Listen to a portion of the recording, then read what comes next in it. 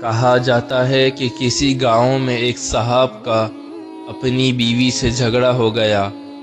ابھی جھگڑا ختم نہیں ہوا تھا کہ اسی اثناء میں ان کے گھر مہمان آ گیا۔ خاوند نے اسے اپنی بیٹھک میں بٹھا دیا اور بیوی سے کہا کہ فلاں رشتہ دار آیا ہے، اس کے لیے کھانا بنا لو۔ وہ غصے میں تھی، کہنے لگی نہ تمہارے لیے کھانا ہے نہ تمہارے مہمان کے لیے۔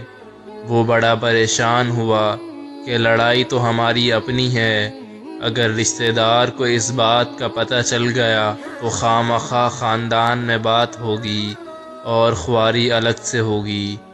لہٰذا خاموشی سے آ کر مہمان کے پاس چپ چاپ بیٹھ گیا۔ اتنے میں اسے خیال آ گیا کہ چلو بیوی اگر روٹی نہیں پکاتی تو سامنے والے ہمارے ہمسائے بہت ہی اچھے لوگ ہیں، میں انہیں ایک مہمان کا کھانا پکانے کے لیے کہہ دیتا ہوں۔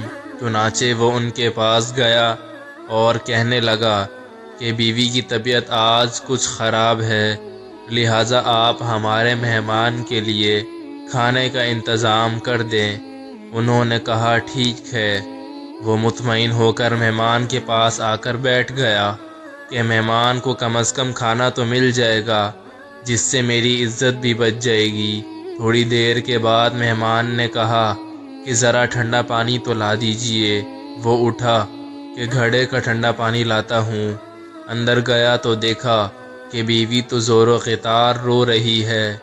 وہ بڑا حیران ہوا اور کہنے لگا کیا بات ہے؟ اس نے پہلے سے بھی زیادہ رونا شروع کر دیا۔ کہنے لگی بس مجھے معاف کر دیں۔ اس کے خاوند نے کہا کہ بتاؤ تو صحیح، آخر تمہارے رونے کی وجہ کیا ہے؟ تم ایسے کیوں رو رہی ہو؟ بیوی نے کہا کہ پہلے مجھے معاف کر دیں، پھر میں آپ کو اپنی بات سناؤں گی۔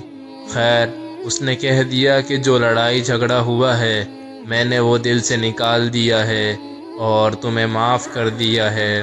پھر وہ کہنے لگی کہ جب آپ نے آ کر مہمان کے بارے میں بتایا اور میں نے کہہ دیا کہ نہ تمہارے لیے کچھ پکے گا اور نہ ہی تمہارے مہمان کے لیے کچھ پکے گا تو آپ چلے گئے، مگر میں نے دل میں سوچا کہ لڑائی تو میری اور آپ کی ہے اور یہ مہمان رشتہ دار ہے، ہمیں اس کے سامنے اپنے جھگڑے کی پول نہیں کھولنا چاہیے۔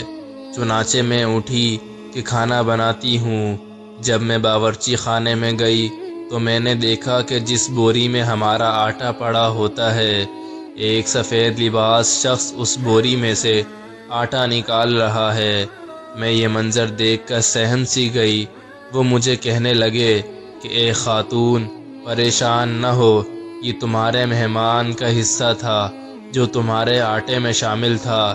اب چونکہ یہ ہمسائے کے گھر میں پکنا ہے، اسی لیے وہی آٹا لینے کے لیے میں یہاں آیا ہوں۔ اس واقعے سے ثابت ہوتا ہے کہ مہمان بعد میں آتا ہے، جبکہ اللہ تعالیٰ اس کا رزق پہلے بھیج دیتا ہے۔